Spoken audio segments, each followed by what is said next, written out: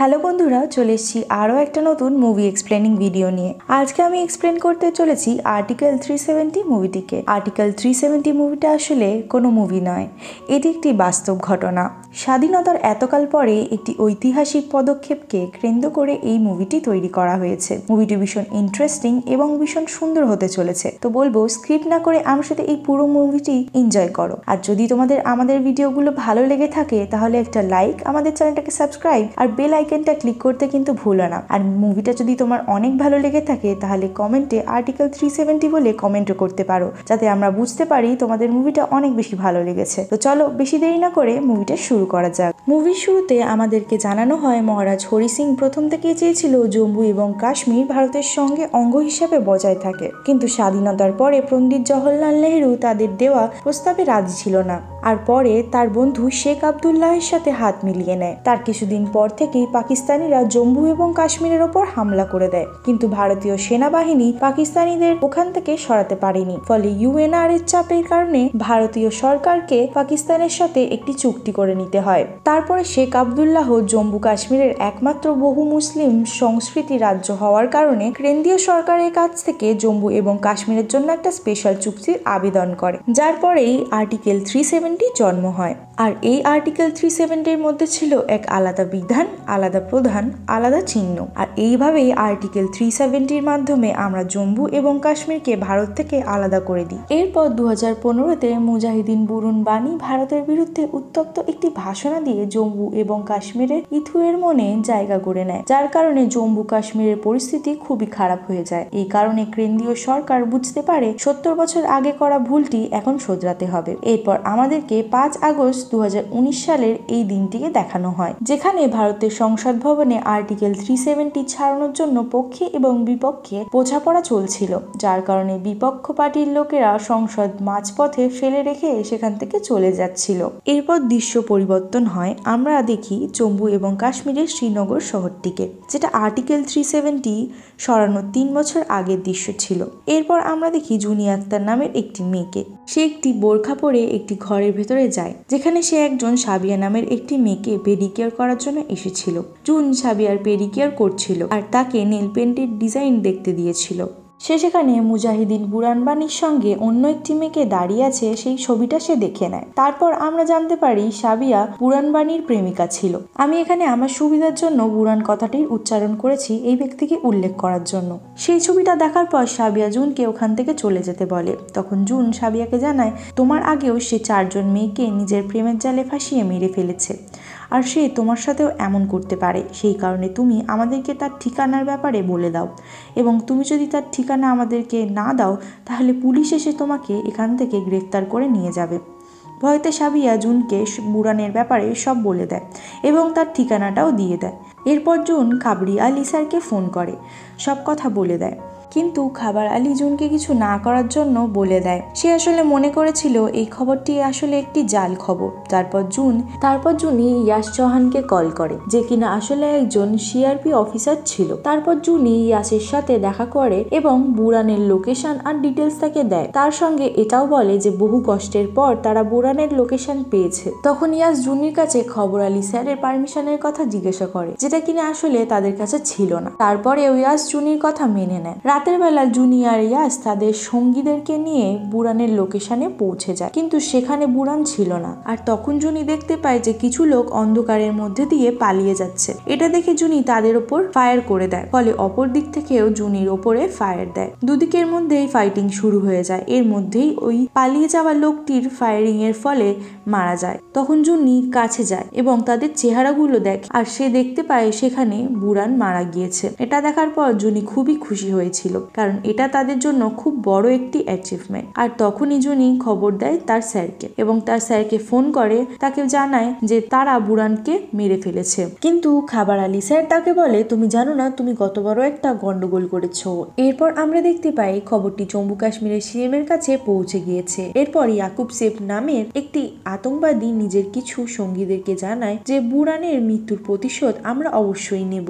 এরপর ইয়াকুব শেখ আরো বলে যে আমাদের মসজিদ মসজিদের সব লোকেদের হাত দিয়ে কাশ্মীরের বাচ্চা এবং বড়দের হাতে টাকা দিয়ে দাও, তাদেরকে বলো কেন্দ্রীয় সরকারের লোকেদের ওপর পাথরবাজি করতে, আর এই পাথরবাজি ছোড়া যেন বন্ধ না হয়, যাতে কোনো ভারতবাসী শান্তিতে ঘুমাতে না পারে। এরপর আমরা দেখতে পাই পাকিস্তানি আতঙ্কবাদীরা বুরহানকে সম্মানের সাথে জম্মু কাশ্মীরের মানুষের মাঝখানে নিয়ে যায় এবং সেখানে তার শেষ কার্য করা হয়, যাতে এই ঘটনার কারণে পাকিস্তানি মুসলিমদের মনে ভারতের প্রতি একটি বিরোধ ভাবনা জন্ম নেয়। বুরহানের মৃত্যুর পর সেখানে একটি নতুন কমান্ডার চলে আসে, যার নাম ছিল জাকির, যে এখন বুরহানের জায়গা নেবে। জাকিরের ভাষণের কারণে জম্মু কাশ্মীরের দাঙ্গা শুরু হয়ে যায়। এরপর জম্মু কাশ্মীরে পাকিস্তানের পতাকা সঙ্গে নিয়ে মিছিল বার করা হয়, আর এই সব দাঙ্গা বহুদিন অবধি চলছিল।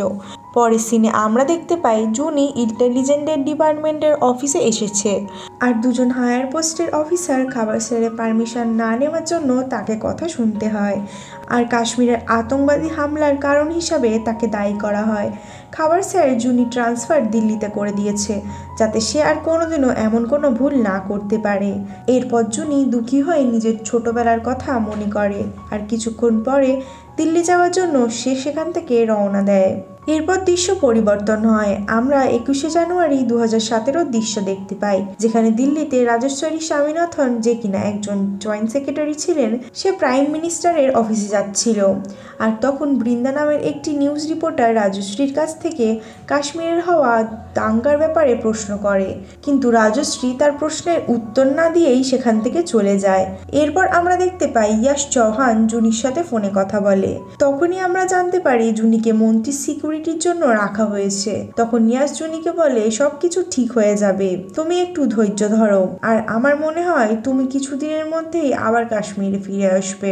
রাজশ্রী জম্মু কাশ্মীরের ফার্মার গভর্নর জাগমোহন পণ্ডিতের সাথে কথা বলে। তখন আমরা জানতে পারি জাগমোহন পণ্ডিত জম্মু কাশ্মীর থেকে আর্টিকেল 370 ছাড়ানোর চেষ্টা করেছিল, কিন্তু তিনি সফল হননি, কারণ ভারতের স্বাধীনতার পর আর্টিকেল 370 কনস্টিটিউশন অ্যাসেম্বলির মাধ্যমে এসেছিল, কিন্তু যখন আর্টিকেল 370 জম্মু কাশ্মীরে চলে আসে তখন সেখানে কনস্টিটিউশন অ্যাসেম্বলি শেষ হয়ে যায়, অর্থাৎ এখন জম্মু কাশ্মীর থেকে আর্টিকেল 370 সরানো সম্ভব ছিল না। তখন রাজশ্রী জাগমোহনের কাছ থেকে কনস্টিটিউশন এর কথা লুফহলের ব্যাপারে জানতে চায়, কারণ সে যাতে জম্মু কাশ্মীরের অ্যাসেম্বলি পাওয়া স্টেটের কাছ দিয়ে আর্টিকেল 370 সরাতে পারে। এরপর জাগমোহন পণ্ডিত বলে এমন কোনো বিধান নেই সংবিধানে লেখা। এরপর জগমোহন পণ্ডিতজি বলেন এমন কোনো বিধান নেই সংবিধানে লেখা নেই, কিন্তু যদিও সংবিধানে লেখা থাকে তাহলে কেন্দ্রীয় সরকার জম্মু কাশ্মীর থেকে আর্টিকেল 370 সরাতে পারবে না, কারণ সেখানকার রাজনৈতিক পার্টি তাদের সমর্থন করবে না, আর জম্মু কাশ্মীরের মানুষেরা আর্টিকেল 370-কে ইসলামের সাথে যোগ করে। তাদের মধ্যে আর্টিকেল 370 শেষ হয়ে গেলে তাদের ধর্ম শেষ হয়ে যাবে, যার কারণে জম্মু কাশ্মীরের অনেক দাঙ্গা হতে পারে। এরপর দৃশ্য পরিবর্তন হয়, আমাদেরকে দেখানো হয় 15 জুন 2017 দৃশ্য, যেখানে রাজশ্রী নিজের সাব কোঅর্ডিনেটরদের জানায় যে সরকার সিদ্ধান্ত নিয়েছে NIA জম্মু কাশ্মীরকে কন্ট্রোল করবে। আর অন্যদিকে আমরা দেখতে পাই কাশ্মীরের ফার্মার CM সালাউদ্দিন জালালকে প্রাইম মিনিস্টার দিল্লিতে ডেকেছেন, কারণ তার সাথে কিছু জরুরি ব্যাপারে কথা বলার ছিল। আর যখনই জালাল PM এর অফিসে এসে পৌঁছায় তখন সে দেখতে পায় CM পারভিন সেখানে আগে থেকেই রয়েছে, এবং এরা দুজন রাজশ্রীর সাথে কথা বলে, আর সে জানায় PM কিছুক্ষণের মধ্যেই প্রস্তুত হয়ে যাবে। তারপর PM এর সাথে মিটিং করবে। মিটিং শেষ হওয়ার পর জুনি জালালকে ছাড়ার জন্য যায়, আর তখন আমরা জানতে পারি জুনির বাবা কবির আক্তার আত্মহত্যা করেছিল। এরপর জুনি নিজেদের বাড়িতে যায় এবং গিয়ে নিজের বাবার ব্যাগ খুলে একটি ফাইল বের করে। সেই ফাইলটির মধ্যে তার বাবার মরে যাওয়ার খবরটি ছিল। তখনই হঠাৎ রাজশ্রী জুনির কাছে আসে আর জানায় NIA তে তাকে স্পেশাল অফিসার হিসাবে জম্মু কাশ্মীরে পাঠাতে হবে, যাতে সে স্পেশাল অ্যাসাইনমেন্ট পূরণ করতে পারে, কিন্তু জুনি তাকে বারণ করে দেয়। জুনি জানায় যে জম্মু কাশ্মীরে গিয়ে সে কিছুই করতে পারবে না, কারণ তার উপরে অথরিটি আর জম্মু কাশ্মীরের সরকার কোনোভাবেই তাদেরকে সাপোর্ট করবে না। রাজশ্রী জানায় তাকে ডাইরেক্ট দিল্লিতে রিপোর্ট দিতে হবে। এরপর রাজশ্রী সেখান থেকে চলে যায়। কিছুদিন পর নিউজ দেখানো হয় সরকারের CM পারভিন পার্টি থেকে সমর্থন নিয়ে নিয়েছে, অর্থাৎ এখন জম্মু কাশ্মীরের কোনো পার্টি মেজরিটিতে ছিল না, আর সেখানে গভর্নমেন্টের রুল লাগু হচ্ছিল। আর তৎক্ষণাৎ রাজশ্রী জুনকে ফোন করে এবং তাকে কাশ্মীরের ডিউটিতে জয়েন করার জন্য বলে। তখন জুন রাজি হয়ে যায়, কিন্তু জুন রাজশ্রীকে জানায় তার টিমের জন্য দুজন ব্যক্তিকে লাগবে, আর সেই দুজনের ডিটেলস রাজশ্রী পাঠিয়ে দেয়। পরের দৃশ্যে আমরা দেখতে পাই জুনির পুরো টিম তৈরি হয়ে গিয়েছে, আর সেই টিমের মধ্যে ইয়াশ চাহানও ছিল। রাজশ্রী এখন জুনির টিমকে জানায় নোটবন্দির পর টেররিস্ট ফাইন্ডের ওপর ধাক্কা লেগেছে, আর এই কারণে জম্মু কাশ্মীরের পাথরবাজি কম হয়ে গিয়েছে। এরপর জুনি নিজেদের ইনভেস্টিগেশনের ডিটেলস সবাইকে বলে, যেখানে সে শামশের আবদালির খোঁজ পেয়েছে, যে কিনা আতঙ্কবাদীদের সব থেকে বেশি টাকা পয়সা দেয়, আর আবদালির ড্রাই ফ্রুটের বিশাল বড় বিজনেস ছিল। জুন আর তার টিম মিলে আবদালির সব গাড়িগুলোকে চেক করে, কিন্তু তারা কিছুই তার গাড়িতে খুঁজে পায় না। এরপর জুন নিজের টিমের সাথে কথা বলে এবং জানতে পারে যে সে তার গাড়ির মধ্যে টাকা পয়সা কোনো কিছুই পাঠাচ্ছে না, সে সেখানে ওই ড্রাই ফ্রুটটি বিক্রি করেই আতঙ্কবাদীদের টাকা পয়সা দেয়। জুনি আর তার টিম আবদালির গোডাউন সার্চ করে, যেখানে কিছু লোক জুনির টিমের ওপর ফায়ারিং করে দেয়, আর জুনির টিম তাদের সবাইকে মেরে ফেলে। আর জুনির টিম আলমারি থেকে অনেক টাকা, ব্ল্যাক মানি আর অনেক জরুরি কাগজপত্র খুঁজে পায়। জুনি হেডকোয়ার্টারে বসে ইনভেস্টিগেশন করেছিল, সেখানে সে একটি অডিও খুঁজে পায়। তার মধ্যে 4টে ব্যক্তির নাম ছিল, যারা খাবার আলীর সিক্রেট এজেন্ট। এরপর জুনি সোজাসুজি খবর আলীর কাছে চলে যায় আর তাকে বলে আমার আবদা আলীকে চাই, কিন্তু খাবার আলী বলে যে আবদা আলী তার সিক্রেট এজেন্ট। তখন জুনি বলে ও পাকিস্তানের সঙ্গে রয়েছে, আর জুনি এবং খাবারের মধ্যে অনেক কথা কাটাকাটি হয়। শেষ পর্যন্ত জুনি খাবারকে বলে যে তার আবদা আলীকে চাই, না হলে সে দিল্লিতে ফোন করে বলে দেবে। তখন খাবার আবদা আলীর ইনফরমেশন দিয়ে দেয়। এরপর জুনি তার টিমকে নিয়ে আবদা আলীর কাছে যায়। আবদা আলী জুনিকে তার বাড়িতে আসতে দেখে নেয়, আর সে তৎক্ষণাৎই কাউকে একটা ফোন করে দেয়। তারপর জুনির টিম আবদা আলীকে সেখান থেকে ধরে নিয়ে যায়, আর বাইরে বেরোতেই সেখানে দেখতে পাওয়া যায় অনেকগুলো লোক পাথর নিয়ে তাদের সামনে দাঁড়িয়ে আছে এবং তারা জুনির গাড়ির ওপর হামলা করে দেয়। তখন আবদা আলী অনেক খুশি হয়ে যাচ্ছিল, কারণ সে মনে করেছিল যে এই সব লোকেরা মিলে তাকে বাঁচিয়ে নেবে। তারপর ইয়াশ বুদ্ধি খাটিয়ে আবদা আলীকে নিজের গাড়ির সামনে বেঁধে দেয় এবং সবার সামনে দিয়ে নিয়ে চলে যায়। তারা কোনো কিছুই করতে পারে না। ইয়াস হসপিটালে নিজের ট্রিটমেন্ট করাচ্ছিল, কারণ সে কিছুটা আহত হয়ে গিয়েছিল।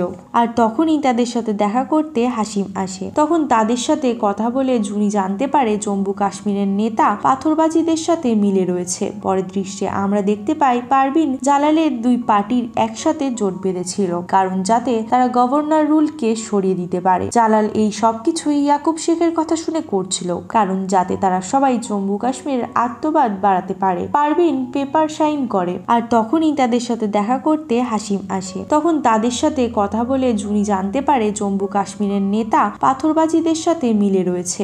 পারভিন পেপারে সাইন করে দেয় এবং সেটা দিল্লিতে পাঠিয়ে দেওয়া হয়। আর অন্যদিকে আবদা আলী জুনির কাছে আটকে থাকাকালীন নিজেকে গুলি মেরে আত্মহত্যা করে নেয়, যাতে তার কাছ থেকে কেউ কোনোভাবে কোনো ইনফরমেশন না জানতে পারে। রাজশ্রী জুনিকে ফোন করে বলে তুমি আবদা আলীকে দিল্লিতে নিয়ে এসো, বাকি ইনফরমেশন ওখানেই বের করে নেওয়া হবে। এরপর আমরা দেখতে পাই জালাল আর পারভিন রাজশ্রী জুনিকে ফোন করে বলে তুমি আবদা আলীকে দিল্লিতে নিয়ে এসো, বাকি ইনফরমেশন ওখানেই বের করে নেওয়া হবে। এরপর আমরা দেখতে পাই জালাল আর পারভিন মিলে একটি জোটের কাগজ দিল্লিতে পাঠায়। সেটা দিল্লিতে পৌঁছায়নি, কারণ রাজশ্রী তাদের ফ্যাক্স মেশিন খারাপ হওয়ার জন্য নাটক করছিল। পরের দৃশ্য চেঞ্জ হয় আর আমরা জানতে পারি সরকার জম্মু কাশ্মীরের প্রেসিডেন্ট রুল লাগু করেছে। এইসব দেখে ইয়াকুব শেখ আর জম্মু কাশ্মীরের নেতারা চিন্তায় পড়ে যায়। এদিকে দিল্লিতে জুনি রাজশ্রীর সাথে দেখা করে সরকার কেন এই এনআইএ কে জম্মু কাশ্মীরে পাঠিয়েছে, আর প্রেসিডেন্ট লাগু করা এই সব কিছুই লিঙ্ক রয়েছে। এবং জুনি রাজশ্রীকে জিজ্ঞাসা করে যে সরকার আর্টিকেল 370 ছাড়ানোর চেষ্টা কি করছে। তারপর রাজশ্রী উত্তর শুনে জুনির মুখে হাসি ফুটে ওঠে। এরপর আমরা দেখতে পাই একটি বাসে সিআরপি অফিসারের সৈন্যরা যাচ্ছিল। ভারতীয় সেনা বাসে ধাক্কা মেরে দেয়, যার কারণে সেখানে এক বিশাল বড় বিস্ফোরণ হয়। তারপর আমরা জানতে পারি এটা সেই পুলওয়ামা অ্যাটাক, যেটার কারণে 40 জন ভারতীয় সেনাদের মৃত্যু হয়েছিল। এরপর প্রাইম মিনিস্টার মিনিস্টার আর সব বড় বড় অফিসার পুলওয়ামায় শহীদ হওয়া সৈনিকদের শ্রদ্ধাঞ্জলি জানায়। রাজশ্রী জুনকে জানায় যে সে জানতে পেরেছে পুলওয়ামা হামলার পেছনে ইয়াকুব শেখের হাত রয়েছে। তৎক্ষণাৎ জুনির টিম ইয়াকুবের লোকেশন জেনে নিয়ে তাকে গ্রেফতার করে নেয়। ইয়াকুবকে তাদের হেডকোয়ার্টারে নিয়ে আসা হয় আর তাকে অনেক প্রশ্ন করা হয়, কিন্তু সে কোনো প্রশ্নেরই উত্তর দিতে চায় না। তখন জুনি ইয়াকুবের কাছে এসে জানলা খুলে দেয় আর তাকে একটা সিগারেট খাওয়ার জন্য অফার করে। তারপর হঠাৎ করেই ইয়াকুবকে জানলা দিয়ে বাইরে ঝুলিয়ে দেয়। তারপর ভয়েতে ইয়াকুব সবকিছু বলে দেয় যে পুলওয়ামা আক্রমণের জাকির নামের এক টেররিস্টের হাত রয়েছে। আর জুনি ইয়াকুবের কাছ থেকে এটাও জানতে পারে এই পুলওয়ামা আক্রমণে যে সুইসাইড বোমার ছিল তাকে খাবার আলী জেল থেকে ছাড়িয়ে এনেছিল। আর ততক্ষণ জুনি খাবারের সঙ্গে গিয়ে কথা বলে। তখন খাবার বলে সে তার নিজের একটি অ্যাসিস্ট্যান্টকে বাঁচানোর জন্য এটা করেছিল আর সে জানতো না তার দ্বারা এত কিছু হয়ে যাবে। জুনি খাবারের ওপর রাগ করে তাকে বরখাস্ত করে দেয়। এরপর প্রাইম মিনিস্টার বাকি সব মিনিস্টার এবং অফিসারদের সাথে কথা বলে তখন তারা সিদ্ধান্ত নেয় কাশ্মীরকে তারা আতঙ্কবাদীদের হাত থেকে মুক্ত করবে, যার জন্য আর্টিকেল 370-কে যে কোনোভাবেই সরাতে হবে। আর এইদিকে জম্মু কাশ্মীরের ফার্মার সিএম সালাউদ্দিন জালাল সরকারের বিরুদ্ধে মিডিয়াতে ইন্টারভিউ দিতে শুরু করেছে। রাজশ্রী জুনির পুরো টিমকে জানায় প্রাইম মিনিস্টার আর্টিকেল 370 সরানোর জন্য প্রতিজ্ঞা করে নিয়েছে আর আর্টিকেল 370 সরানোর দিন জম্মু কাশ্মীরের সব জায়গায় দাঙ্গা হওয়ার সম্ভাবনা থাকবে। সেই সব জায়গায় তোমাদেরকে ভারতীয় সেনাবাহিনী পাঠাতে হবে আর সেগুলোকে আটকাতে হবে। এরপর রাজশ্রী বড় বড় অ্যাডমিনিস্ট্রেশন অর্থাৎ অ্যাডভোকেটদেরকে নিয়ে কনস্টিটিউশন পরীক্ষা করে যাতে তারা কনস্টিটিউশনের লুফল খুঁজে বার করতে পারে। তার সাথে রাজশ্রী নিজেও কনস্টিটিউশনটি অর্থাৎ ভারতের সংবিধান ভালো করে পড়তে শুরু করে। তখন ভারতের সংবিধানের একটা আর্টিকেলের কিছু তথ্য সেখান থেকে মিসিং ছিল। আর এইদিকে জুনির টিম কাশ্মীরের সব জায়গায় লিস্ট বানিয়ে নিয়েছে। রাজশ্রী হোম মিনিস্টারের সাথে দেখা করে এবং সংবিধানের মিসিং হওয়া তথ্যের ব্যাপারে তাকে জানায়। এই তথ্য সে কোথাওই খুঁজে পাচ্ছিল না, অর্থাৎ এই তথ্য এমন কিছু রয়েছে যা সরকারের থেকে লুকিয়ে রাখা হয়েছে। তখন হোম মিনিস্টার বলে কেউ যদি আর্টিকেল 370-র সঙ্গে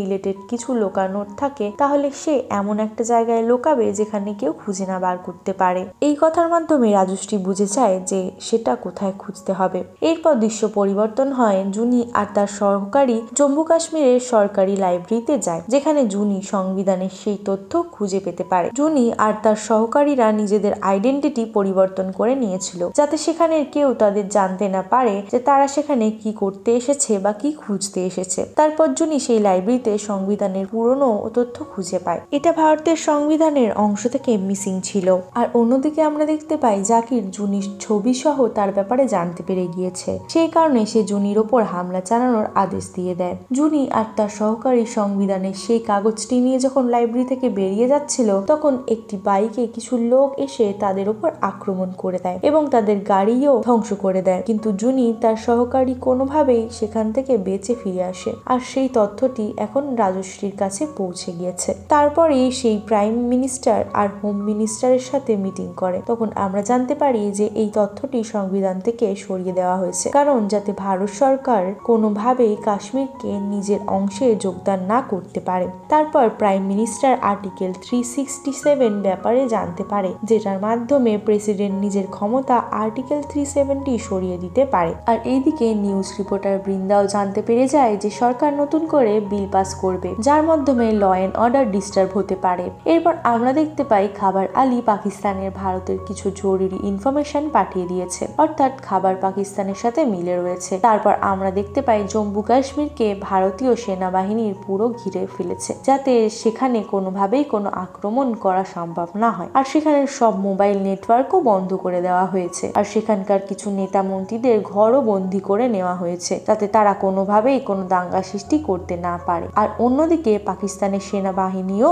তৈরি ছিল কারণ তারাও জেনে গিয়েছিল যে ভারত সরকার এখন কি করতে চলেছে। জুনি সালাউদ্দিন জালালের কাছে যায় এবং তাকে ভয় দেখায় যে তার সব ব্যাংকের অ্যাকাউন্ট আর সবকিছুই বন্ধ করে দেওয়া হয়েছে কারণ জুনি জানতো সালাউদ্দিন জালাল পাকিস্তানের টেররিস্টের সাথে মিলে রয়েছে। আর এইদিকে রিপোর্টার বৃন্দা জানতে পেরে গিয়েছিল 5 আগস্টের দিনে ইয়াকুব শেখের ফাঁসি দেওয়া হবে। এরপর আমরা দেখতে পাই প্রাইম মিনিস্টার আর্টিকেল 370 সরানোর জন্য প্রেসিডেন্টের কাছ থেকে সিগনেচার নিয়ে নিয়েছে। এবার শুধু আর্টিকেল 370 সরানোর জন্য সংসদে এই বিলটি পাস করতে হবে। আর যখনই বৃন্দা নিজের নিউজ চ্যানেল থেকে লাইভে এসে আর্টিকেল 370 সরানোর জন্য নিউজ দিতে যাবে, তখনই তাদের সিস্টেম খারাপ হয়ে যায়। আর এই সিস্টেম খারাপ হওয়ার পেছনে রাজশ্রীর হাত ছিল। কেউ যাতে জানতে না পারে ভারত সরকার কি সিদ্ধান্ত নিয়েছে। এবার 5 আগস্ট 2019-এর দিন চলে আসে। এদিকে হোম মিনিস্টার বিধানসভায় পৌঁছে যায় আর তিনি সিদ্ধান্ত নিয়েছেন যে প্রথমে বিধানসভার আর্টিকেল 370 সরানোর বিল পাস করতে হবে, কারণ লোকসভাতে তো নিজেদের পার্টির মেজরিটি ছিল আর সেখানে বিল খুব সহজেই পাস হয়ে যাবে। পাকিস্তান জেনারেল জানতে পারে খাবার আলী তাদেরকে ভুল ইনফরমেশন দিয়েছে। এরপর আমরা দেখতে পাই জাকির নায়েক নিজের বন্দুক নিয়ে তৈরি হচ্ছে যাতে সে জম্মু কাশ্মীরের ওপর হামলা করতে পারে। আর এইদিকে প্রাইম মিনিস্টার আর হোম মিনিস্টার নিজেদের মধ্যে কথাবার্তায় বলছিল। তখন প্রাইম মিনিস্টার বলে যে আমি বিপক্ষ পার্টির সাথে কথা বলবো, যার মাধ্যমে এই বিল যাতে পাশ হয়ে যায়। এদিকে রাজশ্রী আর্টিকেল 370 সরানোর জন্য বিল হোম মিনিস্টারের হাতে দেয় আর সংসদে আর্টিকেল 370 সরানোর বিরুদ্ধে চলে আসে আরো অন্যান্য পার্টিরা। আর এইদিকে আমরা দেখতে পাই যিনি জানতে পেরে গিয়েছিল পাকিস্তানি আর্মি টেররিস্টের মাধ্যমে সালাউদ্দিন জালালের ওপর হামলা করতে পারে, যাতে ওরা ভারতকে পুরো বিশ্বের সামনে মাথা নিচু করতে পারে। আর এইদিকে হোম মিনিস্টার আর্টিকেল 370-কে সরানোর জন্য বক্তৃতা দেয় আর অন্যদিকে জুনির টিম সালাউদ্দিন জালালের মুখ ঢেকে নিয়ে সেখান থেকে নিয়ে চলে আসে, যাতে কেউ জানতে না পারে সালাউদ্দিন জালালকে আত্মবাদী হামলা থেকে রক্ষা করা হচ্ছে। আর যখনই জুনি টিম সালাউদ্দিনকে নিজেদের সঙ্গে নিয়ে যাচ্ছিল, ঠিক তখনই আতঙ্কবাদীরা তাদের উপর হামলা করে দেয়। জুনি নিজের বুদ্ধি লাগিয়ে সেখানে ধোয়া করে ফেলে যাতে জাকির নায়েক তাদেরকে দেখতে না পায়। আর এইদিকে বিধানসভায় বিরোধী পক্ষ হোম মিনিস্টারের কথার বিরোধিতা জানায়, কিন্তু হোম মিনিস্টার তাদের বিরোধিতায় খুব ভালোভাবে জবাব দেয়। এই কারণে বিরোধী পক্ষের নেতারা বিধানসভা অর্ধেক পথেই ফেলে রেখে সেখান থেকে বেরিয়ে যায়। আর এইদিকে জাকির নায়েক ধোয়ার ভেতরে ঢুকে জুনির টিমের অনেক লোকদেরকে মারতে শুরু করে। আর এইদিকে আমরা দেখতে পাই প্রাইম মিনিস্টার সংসদের বিরোধী পক্ষের নেতাদের সাথে কথা বলে আর সংসদের বিল পাস করে নেয়। জাকির সবাইকে আহত করে আর যে গাড়িতে সালাউদ্দিন জালালকে রাখা হয়েছিল সেই গাড়িটির দরজা খুলে দেয়। আর তখনই জুনি জাকির নায়েককে গুলি করে দেয় আর সে লুকিয়ে আগে থেকেই গাড়ির ভেতরে চলে গিয়েছিল, যে কারণে জাকির নায়েক মারা যায়। আর এইদিকে প্রাইম মিনিস্টার বিপক্ষ পার্টির সাথে কথা বলার কারণে তারা আবারও সংসদ ভবনে ফিরে আসে এবং সেখানে ভোটিং হয় আর সংসদ ভবনে আর্টিকেল 370 সরানোর বিল পাস হয়ে যায়। সেই কারণে পুরো ভারতবর্ষের মানুষেরাই খুব খুশি হয়ে গিয়েছিল। আর অন্যদিকে আমরা দেখতে পাই জুনির টিম গাড়ির ভেতরে গাড়ির ভেতরে জানলা ছিল না, সেখানে তাদের টিমের একজন লোক কালো মাস্ক পরে বসেছিল। অর্থাৎ জুনি আতঙ্কবাদীদের ধোকা দেয় আর সালাউদ্দিন জালাল তো এখন নিজের বাড়িতেই ছিল। আর্টিকেল 370 সরে যাওয়ার পর জম্মু কাশ্মীরের ভারতের ইউনিয়ন টেরিটরির দরজা দিয়ে দেওয়া হয় আর জুনি নিজের বাবার ছবি নদীতে ভাসিয়ে দেয়। আর এখানেই এই মুভিটি শেষ হয়ে যায়। তো বন্ধুরা, তোমাদের এই মুভিটি কেমন লেগেছে সেটা আমাকে কমেন্ট সেকশনে জানাতে ভুলো না। যদি তোমাদের এই মুভিটি ভালো লেগে থাকে তাহলে এই ভিডিওটাকে একটা লাইক, আমাদের চ্যানেলটাকে একটা সাবস্ক্রাইব এবং বেল আইকনটি ক্লিক করে নিও। যদি তোমাদের আমাদের ভিডিও ভালো লেগে থাকে তাহলে চ্যানেলে গিয়ে বাকি ভিডিওগুলো একবার দেখতে পারো, ওখানে অনেক রকমের ভিডিও পেয়ে যাবে। যদি তোমাদের থ্রিলার মুভি দেখতে হয় তাহলে আমার ডিসক্রিপশনে দেওয়া সাজেশন মুভিটি দেখে নিতে পারো। দেখা করছি আরও একটা নতুন ভিডিও নিয়ে পরের সপ্তাহে।